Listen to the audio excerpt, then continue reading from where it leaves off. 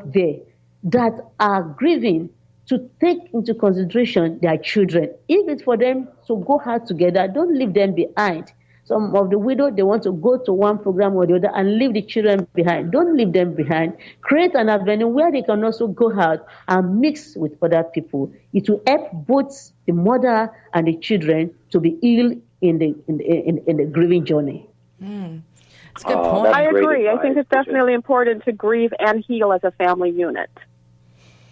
Right. I mean, well, it's just not leaving somebody behind. And, I know for when my sister, it was a car accident for her, and it was very unexpected. And I know that the shock kind of hit everyone. And, for the first probably week or so, a lot of people were concerned about the girls, but my sister really wasn't functioning. And even to this day, there's some issues with her in terms of just getting certain things done, because she was so used to kind of taking care of him. And so her life kind of revolved, and it changed so drastically and so fast. So she's still struggling, and I know it takes a long time. And of course, having, great people out there like you, Beatrice, and you, Carrie, thank you so much for doing this, because these are great things. And, as soon as we're done with the show, I will be hopping on, and I'll text my sister and give them both places to go so she can kind of join in and get some great advice from people who understand better than I could. Right. So, it's just finding people out there that understand what you're going through is something that helps me for different issues. And, I really liked what you said about, not forgetting the children and making sure that they're part of the healing process. And then Carrie said, as a family unit, those just great advice all the way around, and I really appreciate it. I think it's also important that grief also manifests in different ways in children. It might be anything from, a student now struggling to keep up in school to, being disrespectful and acting out. So I think it's important that parents kind of keep their eye on, how that grief is manifesting in their children's life. Mm-hmm. Yeah, because people act out and act differently when grieving. A lot of times, everyone expresses grief and loss in different ways, and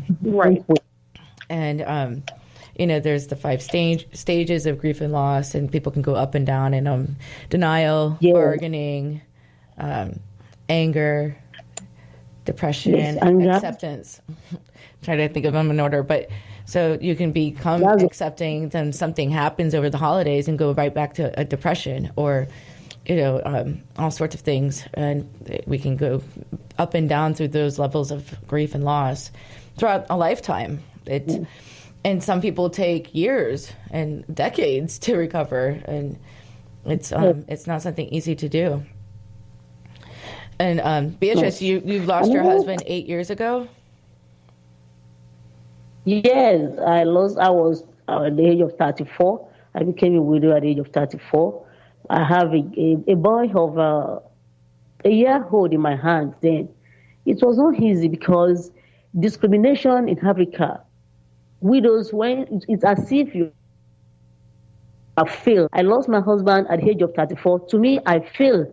I have not done, there are lots of condemnation that will be coming into the head of the woman. Oh, maybe I did not do this very well. Maybe I did not shout out on time. Maybe I nagged him. Maybe I did. No, a lot of questions keep on coming to many people's head. And that will bring rejection. When there's self-rejection to the woman itself, it makes her to stay long without healing.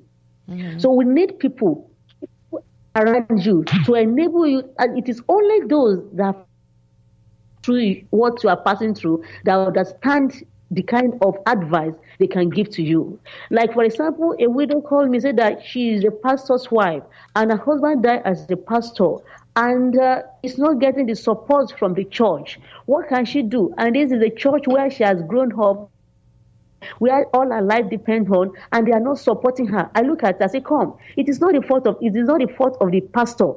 The pastor wants to help you, but he does not know what to do with you. So the only way out is for you to maybe find a new group of people where you can worship so that you can start healing. But when you dwell in the midst of people that does not have solutions to your problem, it compiles your problem. So I advise every young widow or any widow, so you can change the environment. Also, you can change your church. If you are not getting the support you need from your environment, from the church where you are going to, you can change to another church. You can change your friends. Some of your friends, they see you, they don't even know how to greet you. They don't even know what to tell you. They don't even know the advice to give to you because they have not passed through that stage. So that is why we are trying to bring the widow together, whereby you can have widow as your friend. They know the pains. They know when they want to sleep, they did not have somebody to speak with. Then what do? Whether I should start praying, I can start watching, I can read, I can start reading, I can start singing, or I can go to the internet and interact with my fellow widows. So when you have people around you that understand your journey, it makes it lighter for you. But when you're in the midst of people that do not have an understanding of what you are passing through, it adds to the problem of the widow. So we encourage every widow friend with other widows. At this time in Nigeria, some organizations, they're having parties here, parties there. Go out, don't stay inside the house. I remember at the early stage of my widowhood, somebody told me, you are looking fine. Why? Your husband just died, and you are putting on new clothes. I said, my husband died? Yes, somebody once told me that. Just 3 months ago, I put on the fine clothes again, and I look good. And somebody told me, you are just looking good. Why? Your husband just died. It's not up to 1 year. They will say you kill your husband. I came back home. I look at it. I changed. I said, okay, maybe I should not wear beautiful clothes again. I started wearing dark clothes. Another person saw me. He said, what is your problem? Why are you looking like this? I saw you last month. You look beautiful. Now you look like old woman. Why? I said, somebody told me I should not dress the way I dress. He said, who told you that? I still passed through this stage before. Please, go and put on a beautiful cloth. Jesus loves you. God loves you because you have to look good so that you'll be happy within yourself. So by the time you are not looking good because of what people will say, it will depress you the more. And that is the problem of African widows. What will people say? If I remarry, what will they say? If they see me there, what will people say? Until you are able to stand up, to start living, start out. You have Beatrice, one thing that you said that I really liked was that when you're not getting the support you need, to walk away and find people who do support you. And that is so important for any person out there because a lot of people feel like they can't change their circle of friends or their support system. And you can walk away from an unhealthy support system and find one that's better suited for you. So that was phenomenal advice, Beatrice. Yeah, definitely. Yeah. Yes. There's a meme out there with somebody like a lady that's fit carrying a water bottle in yoga pants. And the meme said something like, I can't remember word for word. Somebody told me about it, but that look at her all stuck up on herself, drinking water or whatever. And the caption underneath it is like, man, now people can't just walk around drinking water without someone having an opinion. It's like, we can't do anything without somebody saying something. But I think that what our loved ones want us to do, what they want you to stop living, all of a sudden because something tragically happened to them. If it was the other way around, would you want your loved ones to dress in all black or not take care of themselves or not be there for the kids?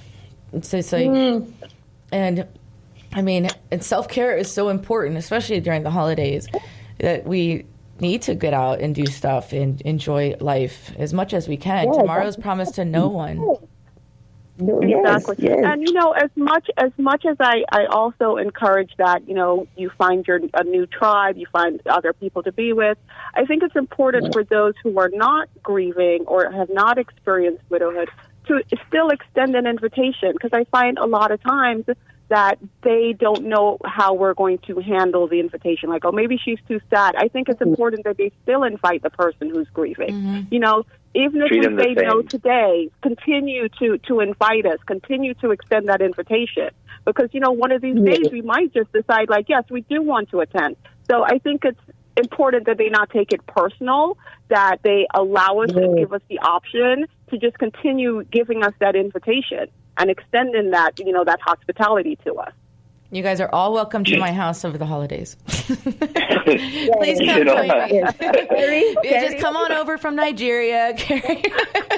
Kirk, you guys come on over. We'd love that. I think treating people normally is really important. And, you know, I have one little student, he's around, I think, 11 or 12, and his dad passed away about 6 months ago due to cancer. And one of the things that I made sure that I did do was I treated him normally. I mean, when he wanted to talk about something, I was there. But I didn't change my behavior because when I was young and people changed their behavior around me, I felt like I was doing something wrong. So, you know, I think that was a really good statement, Carrie, about that. And that's something that I have seen not just with, you know, people who've lost somebody, but with medical conditions, somebody that just got into a car accident and people are overly cautious and then they don't treat them the same. And that really makes it makes both parties feel uncomfortable, to be honest. So, you know, treating people the way you always do, I think, is a great way to go. And it also brings some normalcy or normality, whatever the word is. It makes everyone kind of feel like a tragedy did not just happen. At the same time, it opens it up for dialogue. So, especially with close friends, if they don't invite you over, that might be one of those few people that you would talk to. And you need that ability to open up and be yourself. Right. We often joke in the widow community that widowhood isn't contagious. You know, you could still invite us. We could still hang out. We could still be friends. You're not going to catch widowhood. Sorry. That's so funny. It's not. And it's just, it's the same that it's tragic. And I think that the more we talk about it and the more resources that we can offer and guidance on how to respond to somebody that's gone through what you guys have gone through and to know what to do. I think people just don't know. But everyone, just stay on the line. We have to take our second break. We're a little bit late for that. And we'll be back with Moments of Clarity in just a moment. Please stay tuned. We will return to Moments of Clarity with Tiffany Warner after these messages. This is the Tan Talk Radio Network. Hi, this is Tiffany Warner, your host of Moments of Clarity. Living with a mental health disorder is not easy. If you or someone you know are struggling with this, please know it's so important to seek treatment, and I'm here to help. Please visit the website at momentsofclaritywithtiffany.com to view blog posts and resources on this site to help educate and inspire you to take action, because there's no shame in seeking help for mental health. While you're there, please take a few seconds to sign up for my email list. You'll get some extremely valuable educational and entertaining content that can be sent right to your inbox each week. Plus, you'll also get instant and free access to my guide on managing your anxiety. You can also follow me on Twitter at MOC with Tiffany and at Facebook at Tiffany Warner. And once again, the website is momentsofclaritywithtiffany.com. Thank you so much for your support and for listening to your show, because change can only come when we stand together as one. Hi, this is Tiffany Warner, your host of Moments of Clarity. I'd like to give a shout out to musician-songwriter Don Lawson, who wrote, produced, and performed all the vocals and instruments on my Moments of Clarity theme song. Don gained his inspiration as a mental health counselor himself. He's always looking for artists to record his songs, and you can hear more of Don's music at reverbnation.com/Don Lawson. You can also check him out on Twitter at Don Lawson Music. Thank you so much, Don, for your contribution to Moments of Clarity and ending the stigma on mental health. It's awesome. This is the Tan Talk Radio Network. Now back to Moments of Clarity with Tiffany Warner, licensed mental health counselor. To engage in the conversation, call 866-826-1340. Here's Tiffany.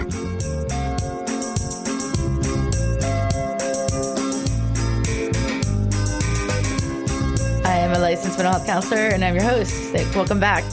And I have Kirkpatrick Miller co-hosting with me today. Thank you so much for being here, Kirk. And our guest, always a pleasure.